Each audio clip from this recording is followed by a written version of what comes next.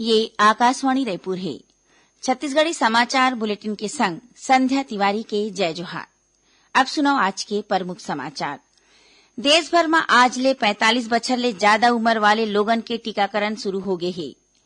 केंद्रीय पंचायती राज मंत्रालय ह राष्ट्रीय पंचायत पुरस्कार 2021 के घोषणा करीन। रायपुर जिला ला 4 राष्ट्रीय स्तर के पुरस्कार दे जाही अउ राज्य सरकार ह संपत्ति के पंजीयन शुल्क के गाइडलाइन दर में 30% के छूट ला 1 बछर बर अउ बढ़ा दे हे। कोरोना मरीज मन के संख्या फिर से बाढ़त हे। एकरे सेती श्रोता मन ले एक गांव अउ हमन अपील करत हन, कोनो कोताही झन बरताओ, सुरक्षा उपाय के पालन करो और 45 बछर के ऊपर के जम्मो मनखे मन बिना शंका के टीका लगवाओ। सुरक्षित रहो और ये 3 सरल उपाय के पालन करो।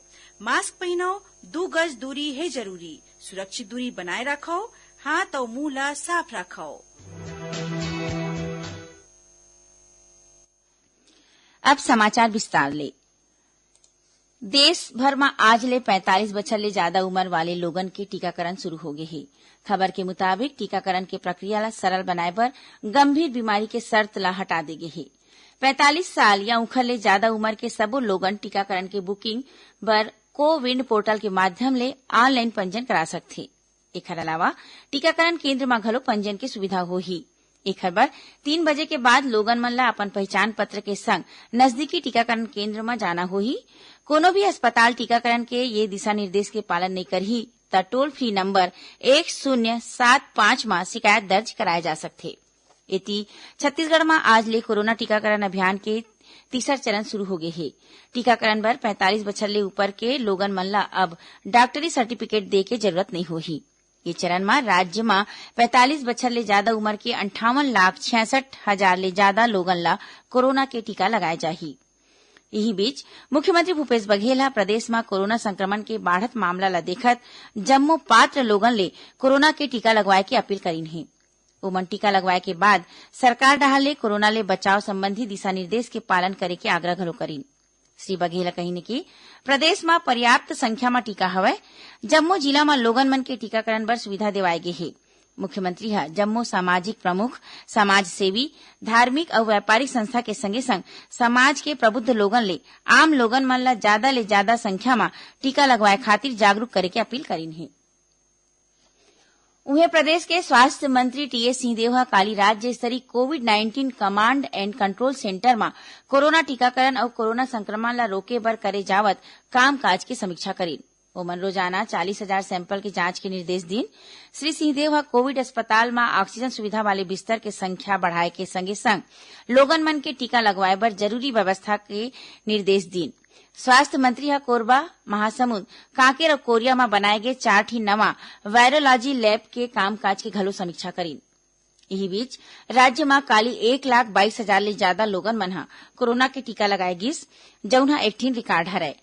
राष्ट्रीय स्वास्थ्य मिशन के संचालक और राज्य कोविड टीकाकरण के नोडल अधिकारी डॉक्टर प्रियंका शुक्ला बताइन है कि आज ले 45 बछर ले ज्यादा उम्र के लोगन मन ला टीका लगाए जावत है। ओमन पात्र लोगन मन ला खुदे अपन परिवार वाले मन संग जाके टीका लगवाए के अपील करीन। खबर के मुताबिक कोरोना टीका के पहली डोज लगवाए के 6 ले 8 हफ्ता के बीच दूसरा डोज लगवाना जरूरी हवय। दूसरा डोज लगवाए के 2 हफ्ता बाद शरीर में रोग प्रतिरोधक क्षमता बनथे। एती दुर्ग जिला में 45 बछर ले ज्यादा उम्र वाले 3,80,000 लोगन मन ला टीका लगाए जाए के लक्ष्य राखे गे हे। ये लक्ष्य खातिर जिला में 262 टीकाकरण केंद्र बनाए गे हे। उन्हें ये अभियान में स्वास्थ्य विभाग समेत निजी अस्पताल के कुल 1,310 अधिकारी और कर्मचारी मन के मदद ले जाही। ये दौरान 15,000 लोगन मन ला हर एक दिन टीका लगाए जाही। उती कोरबा जिला में कलेक्टर किरण कौशल ह कोरोना टीकाकरण काम में तेजी लाए के निर्देश दे हे। ओमन अवैया 1 हफ्ता के भीतर ग्रामवार और पंचायतवार 45 बछर ले ज्यादा उम्र के लोगन मन के चिन्हारी करके टीकाकरण के दिन और जगह निर्धारित कर रोस्टर बनाए के निर्देश अधिकारी मन ला दीन है। रायपुर के पंडित जवाहरलाल नेहरू चिकित्सा महाविद्यालय के cardiology advance and cardiac institute के विभागाध्यक्ष डॉक्टर स्मित श्रीवास्तव ह कहिन है कि कोरोना टीका ये बीमारी ले होइया मौत ला रोके में 100% प्रभावी हवय। ओमन कहिने कि टीका लगाए के बाद कहूं कोनो ला संक्रमण होथे त ओह गंभीर नहीं होवय। छत्तीसगढ़ी समाचार बुलेटिन आप मन आकाशवाणी रायपुर ले सुनत हव। छत्तीसगढ़ के खबर ले है आपके वास्ता और खबर के विश्वसनीयता ले है हमार वास्ता। आकाशवाणी समाचार रायपुर के प्रादेशिक समाचार बुलेटिन के संगे संग हमार समसामयिक कार्यक्रम आप रेडियो के संग अपन मोबाइल में घलो सुन सकत हो। आकाशवाणी समाचार फेसबुक, ट्विटर और यूट्यूब में घलो हावय। हमार फेसबुक पेज हरे Chhattisgarh news on AIR, Twitter handle CGAIR news और हमार यूट्यूब चैनल हरे छत्तीसगढ़ AIR न्यूज। तो अब रेडियो के संगे संग आपके मोबाइल के माध्यम ले हम आप तक पहुंचत हन। छत्तीसगढ़ के हर खबर बर सुनत रहो आकाशवाणी समाचार। अब आगू बाढ़न बाँचे समाचार कोती। केंद्रीय पंचायती राज मंत्रालय ह राष्ट्रीय पंचायत पुरस्कार 2021 के घोषणा करे हे। रायपुर जिला ला 4 राष्ट्रीय स्तर के पुरस्कार दे जाही।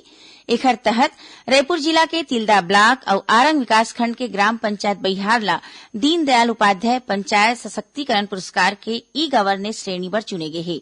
उन्हें ग्राम पंचायत बहिहार ला ही ग्राम पंचायत डेवलपमेंट पुरस्कार और अभनपुर विकासखंड के ग्राम पंचायत नवा गांव ला राष्ट्रीय बाल मित्र पुरस्कार बर चुने गे हे। केंद्र सरकार हा आधार संख्या ला पैन नंबर के संग जोड़े के आखिर तारीख बढ़ा के 30 जून कर दे हे। कोविड-19 महामारी के सेती ले लोगन मन के समस्या ला ध्यान में राखत ये फैसला ले गे हे।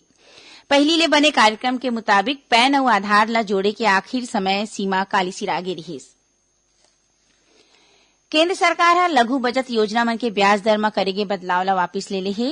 केंद्रीय वित्त मंत्री निर्मला सीतारमण हा कहिन हे कि लघु बचत योजना में ब्याज दर मार्च 2021 के मुताबिक जारी रही। वित्त मंत्री हा कहिन हे कि भारत सरकार हा 2020-21 के आखिरी तिमाही में चलत लघु बचत ब्याज दर ला जारी राखी।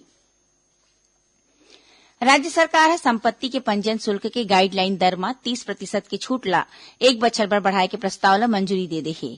एमा भी 30% दर में कमी वाले चलत गाइडलाइन वैसने रही।